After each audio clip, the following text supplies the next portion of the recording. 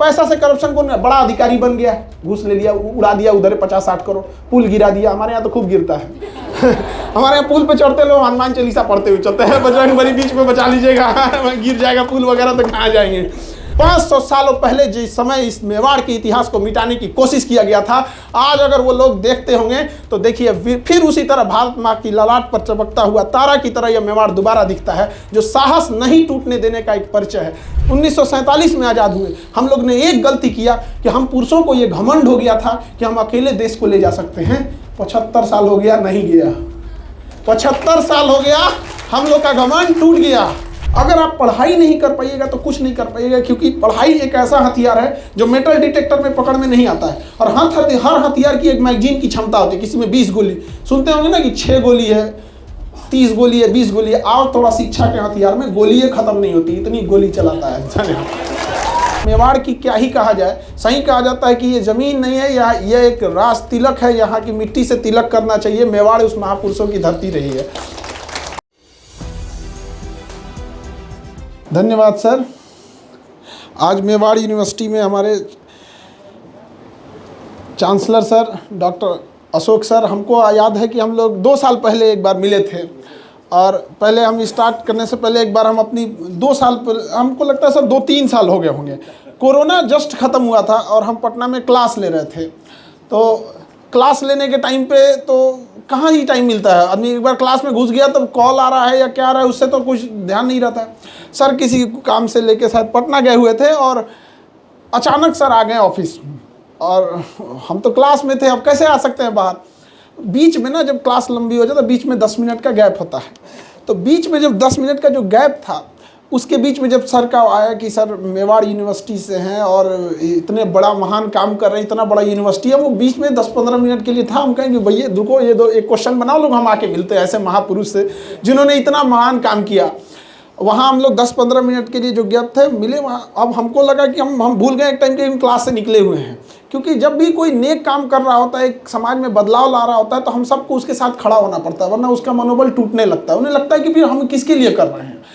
और वहाँ जब हमें ये पता चला इस यूनिवर्सिटी के बारे में, और मेवाड़ की क्या ही कहा जाए, सही कहा जाता है कि ये ज़मीन नहीं है, यह एक राज तिलक है। यहाँ की मिट्टी से तिलक करना चाहिए। मेवाड़ उस महापुरुषों की धरती रही है। और एक बात जरूर कहते हैं हम यहाँ इस धरती पे आके कि यहाँ जो राजा रहें, जो रानियाँ यहाँ की रहीं, बेशक हम एक बार हमेशा उनके लिए कहते हैं कि वो भगवान नहीं थे, लेकिन उन लोगों की वजह से हमारे यहाँ भगवान बचे हुए। न तो इतना विदेशी आक्रमण हुए थे और ये हुआ था कि न जाने भारत का क्या हो गया रहता, हम कहाँ से कहाँ हो गए रहते। 600 सालों तक रोक के रखा उन्होंने। जब 12वीं सदी आई और एक बार जब राजस्थान का किला जब ढहा तो 100 साल के अंदर पूरा हिंदुस्तान फतह करके चले गए वो लोग, पूरा का पूरा हिंदुस्तान। सोच सकते हैं एक राजस्थान, एक मेवाड़ जीतने के लिए उन लोग को 500 साल 600 साल लग जाते थे जीतने के लिए। और जब यहाँ से गए तो पूरे उनको दक्षिण भारत तक जाने में कोई रुकावट ही नहीं आई। यहाँ से लेकर बर्मा तक पहुँच गए, नीचे पूरा पहुँच गए। तो ये वो धरती है वहाँ। तो हम जब पहली बार सुने इस यूनिवर्सिटी के बारे में तो हम भी सोचते थे कि एक ऐसा यूनिवर्सिटी होना चाहिए। तो जब हम यहाँ आए तो हमें लगा कि ये जो हम कल्पनाओं में करते थे एक अच्छी यूनिवर्सिटी हो जहाँ पे सब एक साथ सारे लोग पढ़ें, ऐसा ना हो कि केवल अमीर आके पढ़ सकते हैं, इस कैटेगरी के लोग आके पढ़ सकते हैं, ऐसा नहीं। ये यूनिवर्सिटी में बहुत बेहतर ढंग से इस व्यवस्था को किया गया यहाँ पर। और हमारे चांसलर सर, हमारे vice chancellor sir doctor Ashok sir, हमारे अभी आप लोग सुन रहे थे हमारे pro VC sir doctor Lokesh sir के बारे में। तो इन लोगों ने जो व्यवस्था किया, और सबसे पहले तो नमन दादी माँ आपको, जो इतना इस अभी भी देखिए कितनी चिंताएं हैं कि जो लोग यहाँ आए हैं उनकी व्यवस्था करनी है, जैसे जाना है। तो ये सारे लोगों के लिए तो सोचिए कलेक्टिव रिस्पांस से कितना चीज़ें आगे बढ़ रही होती। जब हमें पता चला कि जम्मू कश्मीर से यहाँ पे जो बच्चे पढ़ने आते हैं, आपको जानकर ताज्जुब होगा कि जम्मू कश्मीर जब हम लोग को हमारा अभिन्न हिस्सा है, लेकिन ज़मीन का कोई टुकड़ा नहीं होता जब तक हम सब एक साथ ना जुड़ के आगे आए तब तक। तो वहाँ के लिए यहाँ पे जब बच्चे पढ़ने आए थे तो वहाँ पर जो सेना थी वहाँ से उनके कुछ स्कॉलरशिप, कुछ यूनिवर्सिटी ने स्कॉलरशिप दिया। सोचिए आधी फीस सेना दे रही है और आधी फीस यूनिवर्सिटी दे रहा है, ताकि वो बच्चे पढ़ाई कर सके और समाज के मुख्य धारा में सके। तो ऐसा नहीं है कि जब आज से हजारों साल पहले मेवाड़ ने जो इस कर्ज निभाया था, इस देश के लिए किया था, आज भी मेवाड़ की धरती उस चीज़ को दोबारा कर रही है। 70% माइनॉरिटी, SC ST OBC के बच्चे जब जहाँ पढ़ रहे हैं, जो जरूर इस देश को आगे बढ़ेगा। देखिए, समाज में या देश में किसका बोलबाला होगा या किसके हाथ में पावर होगा, ये डिपेंड करता है कि विद्यालय में किसकी कितनी भागीदारी है। विद्यालय पे जिसका कब्जा रहेगा, याद रखिएगा, वही पूरी तरह रहेगा। हम लोगों ने क्या किया, देखिए समाज में महिलाओं को देखिए पढ़ाई से रोक दिया। हम लोग के टाइम पे, अब तो महिलाएं बहुत आगे बढ़ते रहती हैं। हम तो अपने क्लास में रक्षाबंधन मनाते तो यहाँ तक राखी बंध जाती है, उतना जगह ही नहीं बचता है, जो ये बताता है कि कितना ज़्यादा अब महिलाएं भी आगे बढ़ने लगी। लेकिन पहले इन्हें पढ़ने से रोक दिया जाता था। अगर आप पढ़ाई नहीं कर पाइएगा तो कुछ नहीं कर पाइएगा, क्योंकि पढ़ाई एक ऐसा हथियार है जो मेटल डिटेक्टर में पकड़ में नहीं आता है। और हर हथियार की एक मैगजीन की क्षमता होती है। किसी में 20 गोली, सुनते होंगे ना कि 6 गोली है, 30 गोली है, 20 गोली है। आओ थोड़ा शिक्षा के हथियार में गोली खत्म नहीं होती, इतनी गोली चलाता है इंसान। तो इस शिक्षा रूपी हथियार से अपने आप को जितना मजबूत करके रखिए। यहाँ हर इंसान, अमीर गरीब, सबके अपने अपने चैलेंज होते हैं। जरूरी नहीं कि आपको कोई मुसीबत आ रही है तो आप उससे घबराइए। अरे यही तो चीज़ है, जब तुम कामयाब होगे तो लोगों को बताओगे कि देख हम कहाँ से उठ के आए हैं। क्या कहिएगा कि हमारे घर में 5 गो 4 व्हीलर था, आए पढ़े सक्सेस हो गए चल गए। अरे भाई, तो तुम तो पहले ही से सक्सेस था, नहीं समझे? तो आप सोचिए, अगर आपके ऊपर कोई तकलीफ आ रही है तो याद रखिएगा आप बेहतरीन किरदार निभाने वाले हैं। किसी फिल्म को देखिएगा, जो सबसे टफ, सबसे कठिन रोल होता है, वो किसको दिया जाता है? जो मेन हीरो होता है, जिसके कंधे उस कठिन रोल को निभा सकते हैं। तो जीवन में भी अगर आपको कोई तकलीफ आ रही है तो सोचिएगा आप बहुत बेहतरीन किरदार वाले थे। ऊपर वाले ने चुना है आपको कि आपके कंधे इतने मजबूत हैं जो उस कठिन चीज़ों को देख सकते हैं, झेल सकते हैं और उसके बावजूद आगे बढ़ सकते हैं।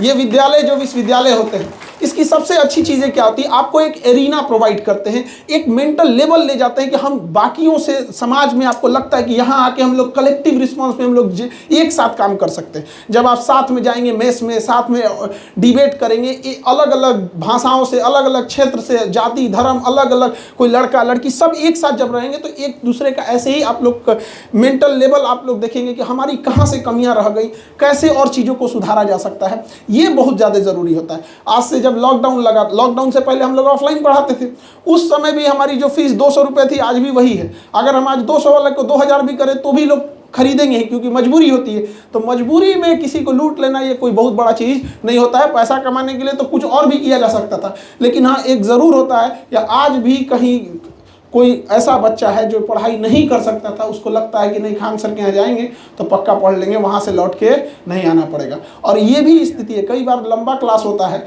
8 घंटा 9 घंटा क्लास हो जाता है, तो हम आपको बताते हैं कि कुछ बच्चे के पास जब क्लास में जगह नहीं बचती है तो नीचे बैठ के पढ़ते हैं। तो वो लोग ना प्लास्टिक में चना भिगा के लाते हैं। आप सोचिए कि वो सोचते मेरा 2 पैसा बच जाएगा। ये स्थिति है यहाँ पे कि चलो भाई हम वहीं से खा लेंगे, कुछ यहाँ पे नहीं खाना बना पाए या लेट हो गया या एक ही टाइम खा के रह जाते हैं।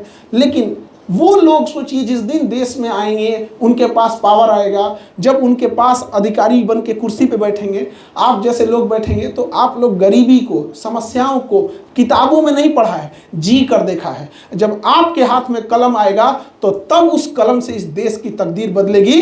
और इसी देश के लिए देश इंतजार कर रहा है। शायद देश को आप जैसे लोगों की ज़रूरत है।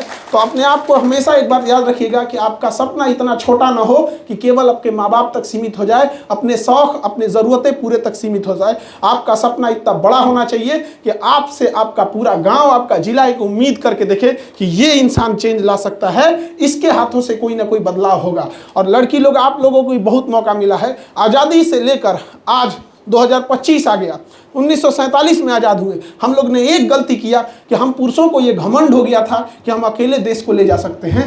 75 साल हो गया, नहीं गया। 75 साल हो गया, हम लोग का घमंड टूट गया। और आज इस टूटे घमंड से आप लोग से कहते हैं कि आप लड़कियों ने अगर 15-20 साल भी कदम से कदम और कंधे से कंधा मिला के चल रही तो इस देश को आगे बढ़ने से कोई नहीं रोक सकता है।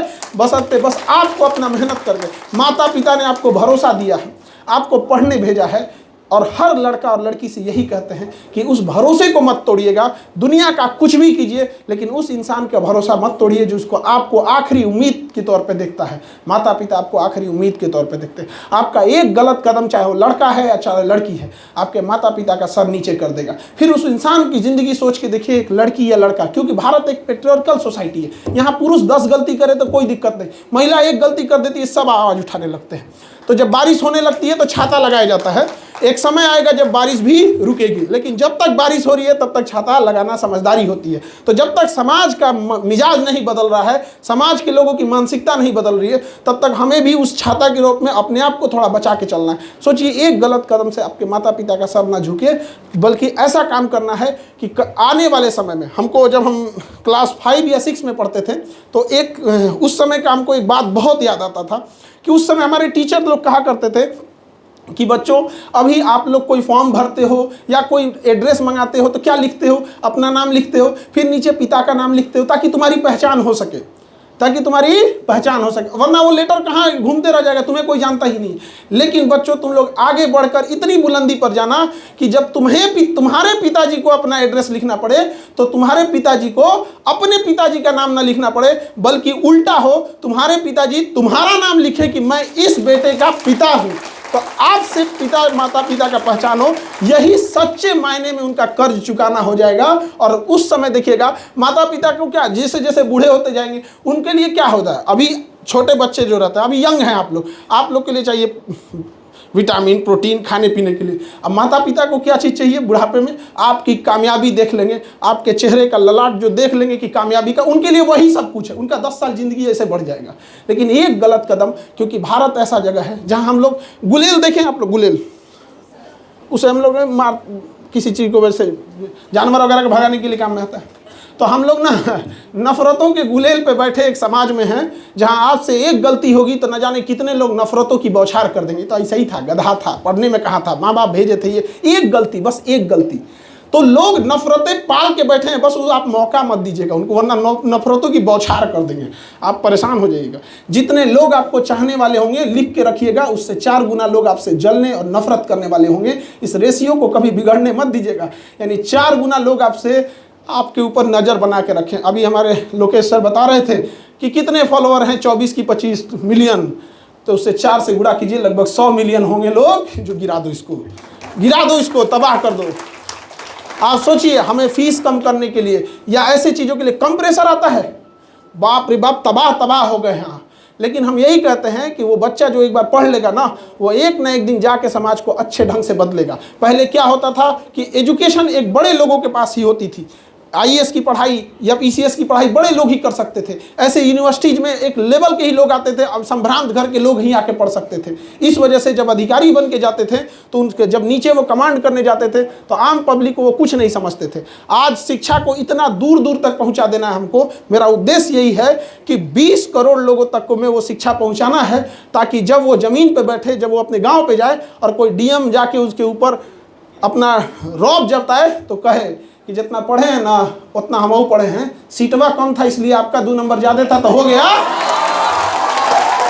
सीट कम था तो 2 नंबर के वजह से मेरा नहीं हुआ। अकड़ मत दिखाइए, जिला के कस्टोडियन है, कस्टोडियन की तरह रहिए, जिला का मालिक मत बनिए। गया जमाना अंग्रेजों का, मुगलों का, अब यहाँ केवल और केवल शिक्षा की ज्योत जगेगी। तो यही चीज़ों को बदलाव करने की ज़रूरत है। और लड़की लोगों से भी कहते हैं कि आप लोग को भी कदम से कदम मिला के रखना है, और वो नहीं करना है कि हमारे साथ क्या हुआ। पुरानी बातों को अगर आपको किसी चीज़ को छुपाना है तो पुरानी बातों को लेकर रखिए, लेकिन अगर आपको आगे बढ़ना है तो आगे देखिए। एक इंसान था ना, मतलब बड़ा गरीब था, तो एक दिन नमाज़ पढ़ने गया और कहा ना कि जाके आज ना खुदा से, ऊपर वाले से बहुत शिकायत करेंगे, कितना गरीब बनाया हमको, चप्पल तक नहीं है पैर में। तो उसको शिकायत थी, कहा कि नमाज ख़त्म होने तो बताते हम कि हमको इतना गरीब बना दिया कि चप्पल तक नहीं है पहनने के लिए। तो जब नमाज ख़त्म हुआ तो उसने बगल में देखा, एक आदमी था, वो भी नमाज़ पढ़ रहा था, उसका पैर ही नहीं था, तो ये अपनी शिकायतों को रोक दिया। तो अगर आप अपने आप को ब्लेम करना चाहते हैं, शिकायत करना चाहता है, तो अपने वैसे ऊपर के लोगों को देखिए, आपको लगेगा मेरे पास क्या है, कोई हेलीकॉप्टर से घूम रहा है, कोई कुछ कर रहा है। लेकिन अगर आप अपने आप में बदलाव चाहते हैं तो अपने से पीछे लोगों को देखिए कि जिस ज़िंदगी को आप जी रहे हैं शायद वो किसी का ज़िंदगी जीने का वह सपना है, इसलिए कभी शिकायत नहीं कीजिएगा। माँ बाप ने जो दिया है वो उसे हंस कर कबूल कीजिए। भले आपका बचपना गरीबी में बीता हो, लेकिन कसम खाइएगा कि माँ बाप का बुढ़ापा गरीबी में बीतने नहीं देंगे आप। माँ बाप कभी नहीं चाहते हैं, कभी एक माँ बाप का दिल से पूछ के देखिएगा, वो अगर एक रोटी भी अगर होगा तो सोचेंगे कि बच्चों को खिला दें। उनकी मजबूरी होती है, लेकिन गरीबी कमर तोड़ देती है ऐसे माँ बाप का कि जो बच्चों को त्योहारों में उस गली से नहीं ले जाया करते हैं जिस गली में खिलौने बिकते हैं। ये हाथ तक गरीबी हो गई है। कोई तकलीफ झेलना आपको, और कि ऐसा नहीं है कि माँ बाप नहीं चाहते हैं आपको। आप देखना अभी कोई त्यौहार वगैरह आएगा, दिवाली आएगा, दशहरा आएगा, तो बहुत सारे खिलौने बिकेंगे। देखना कि वहाँ कुछ ऐसे बच्चे होंगे जो आधा घंटा 1 घंटा एक ही दुकान पे कभी खिलौना देखेगा, कोई दूसरा खरीद रहा है उसी को देख के खुश हो जाएगा। उसकी इतनी हिम्मत नहीं है कि वो खरीद सके, इतना पैसे नहीं है कि खरीद सके। तो आपकी कामयाबी में एक लक्ष्य वो भी होना चाहिए कि वहाँ तक पहुँचना है, वहाँ भी आपको दिया जलाना है जहाँ सदियों से अंधेरा है। केवल अपने तक सीमित हो जाना, अपनी कामयाबी कर लेना, तो जानवर भी अपना पेट भर लेता है, तो हम इंसान और जानवर में फिर फर्क क्या रहेगा। तो हम अगर 140 करोड़ हिंदुस्तानियों के 280 करोड़ हाथ एक साथ उठ जाए तो देश की कोई समस्या नहीं है जिसको हम लोग पार न पार सके। और ये तो राणा प्रताप की धरती है, वीरों की धरती है। यहाँ से क्या चीज़ बदलाव नहीं किया जा सका। जब पूरी दुनिया की परिस्थितियाँ विपरीत थी, फिर भी मेवाड़ ने अपने आप को बचा के रखा। 500 सालों पहले जिस समय इस मेवाड़ के इतिहास को मिटाने की कोशिश किया गया था, आज अगर वो लोग देखते होंगे तो देखिए फिर उसी तरह भारत माँ की ललाट पर चमकता हुआ तारा की तरह यह मेवाड़ दोबारा दिखता है, जो साहस नहीं टूटने देने का एक परिचय है। इसलिए आप जहाँ भी हैं, चाहे जिस परिस्थिति में हैं, अपने माँ बाप का उस कर्ज को निभाइएगा और अपने आप को कभी अकेला महसूस मत कीजिएगा। और सोचिएगा कि इस देश में दोबारा एक क्रांति, क्योंकि महापुरुष आप जैसे लोग ही होते हैं। जब गांधी जी या फिर कोई भी व्यक्ति जो इस देश को बदला है, ल जाने कितने लोग, जब वो क्लास विद्यालयों में ऐसे बैठे होंगे तो आप ही लोग जैसे होंगे। और हमें विश्वास है कि आने वाले 15-20 साल बाद हम भी ऐसे, आप लोग भी कहीं कामयाब होकर बैठे होंगे तो हम लोग को याद है कि अरे भाई 2025 में गए थे, इससे मिले थे, ये आज इतना आगे बढ़ गया। बहुत खुशी होती है। और अभी हम आपको 2 दिन पहले की मतलब एक बताते हैं। एक बच्चा था मेरे यहाँ पढ़ने वाला था, तो पैसे उसके पास नहीं थे। पैसे नहीं थे तो हमने क्लास में बता के रखा है कि देखो आई कार्ड चेक करना ज़रूरी है, क्योंकि विदाउट आई कार्ड क्या होता है कि अगर आप नहीं चेक कीजिएगा ना तो किसी को मन टूरिस्ट प्लेस बना लेगा, तो क्लास का डिसिप्लिन टूटेगा। लेकिन हमने बोला है कि इतना भी स्ट्रिक्ट मत कर देना कि किसी को तकलीफ हो जाए। तो इसका उस बच्चे ने फ़ायदा उठाया। थोड़ा 10 मिनट लेट आता था, चुपके से घुस के पढ़ लेता था, पीछे बैठ के पढ़ता था। जब उसका जॉब हुआ तो कंधे पे 2 स्टार लगा के आया और कहा कि सर हमारा जॉब हो गया, हम इंस्पेक्टर हो गए हैं, और हमारा यहाँ पे वो जगह बताई कि सर हम उसी जगह पे बैठ के पढ़ते थे, हम फीस नहीं दिए थे आपका, अब हमारा जॉब लग गया सर, आप कितना फ़ीस दीजिएगा। बोलिए हम कितना फ़ीस दे दें। यहाँ पे हमें बड़ा खुशी हुआ। तो हम कहें कि चलो भाई अब तो फीस, ऐसा नहीं है कि फीस आप नहीं दिए, कामयाब हो गई, इससे बड़ी मेरी फ़ीस क्या है, लेकिन एक वादा करो कि जब शादी ब्याह करना दहेज मत लेना। तो हमको लगा ना सर, हमको लगा कि ये माने होने का नहीं, हमको लगा ये यही बोल रहा है, यहाँ पे ऐसे बोल रहा है, नहीं कर। वो हमको 2 दिन पहले शादी का कार्ड देने आया और कहा कि सर आपको आना होगा। और हम कहें कि शादी कर रहे हो, तो कहा सर आप, वो हमको कहा कि सर आप लगता है हमको पहचान नहीं रहे। हम कहे सुनो सुनो, तुम्हारा नाम ये है, तुम यहाँ बैठे थे, तुमने यही बोला था कि तुमने फीस नहीं दिए थे। कहा कि अरे सर आपको पूरा याद है। हमको पिछले जन्म का बात याद है यार। तो उस कार्ड देने आया और क्या कहा कि सर आप ही बोले थे कि दहेज मत लेना, 25 लाख का दहेज मिल रहा था, हमने मना कर दिया है। देखो एक तो उठपटांग चीज़ है। तो ये कि पुरुषों से भी कहते हैं कि भाई तुम जितना कमाना है कमा ले, कम से कम ये सब चीज़ें छोड़ दो, समझा। अब हम चूँकि मेवाड़ के, तो हम यहाँ के हैं नहीं, तो हमको यहाँ का वो कल्चर नहीं पता है कि यहाँ भी दहेज है सर।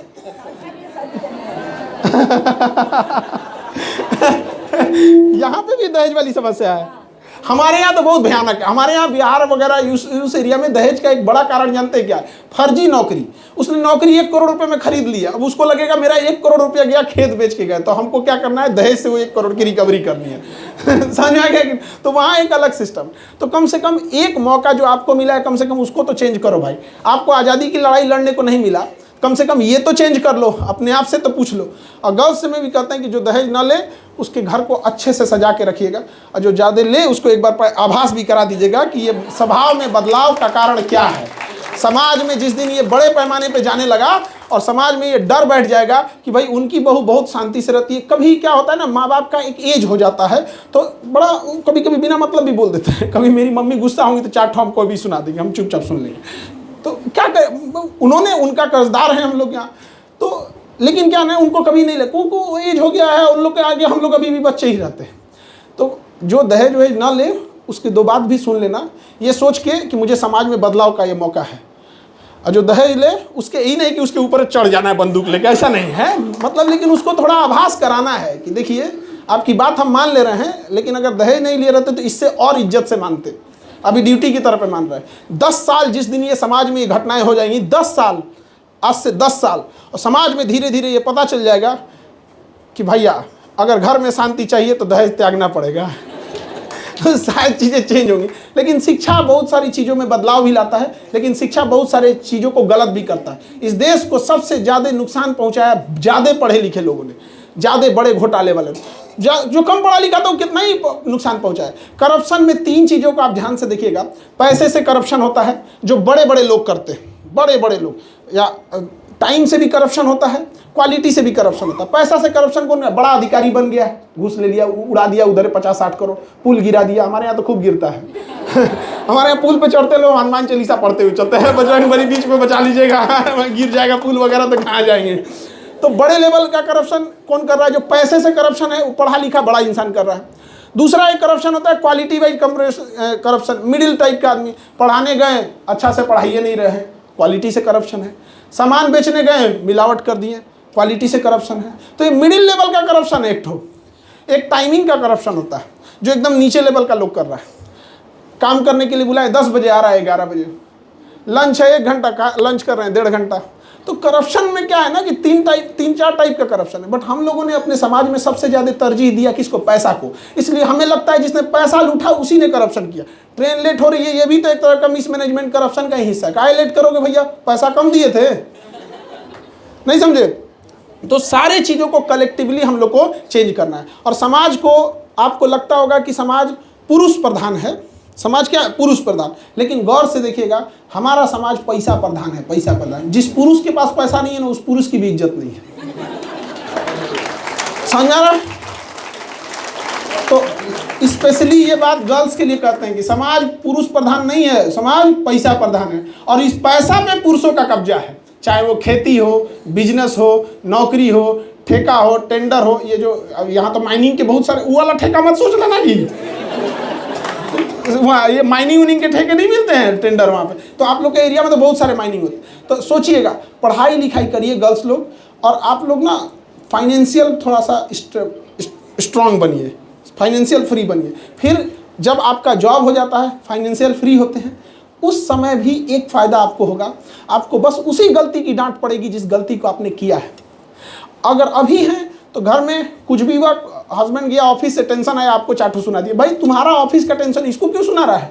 आपको सुनना पड़ेगा। क्यों? क्योंकि पता है कि अल्टीमेटली फाइनेंशियल कंट्रोल इसी के पास है। और वो छुपा के रख दिया कि पुरुष प्रधान है। नहीं, इस चीज़ को जो छुपाया गया उस पर्दा को हटाइए और अपने आप को फाइनेंशियल फ्री बनिए। और इसका एक ही रास्ता है, शिक्षा। और शिक्षा ऐसे ही डिबेट, एजुकेशन, यूनिवर्सिटी से आती हैं, और एक दिन आप लोग भी इस देश को जरूर बदलिएगा। धन्यवाद।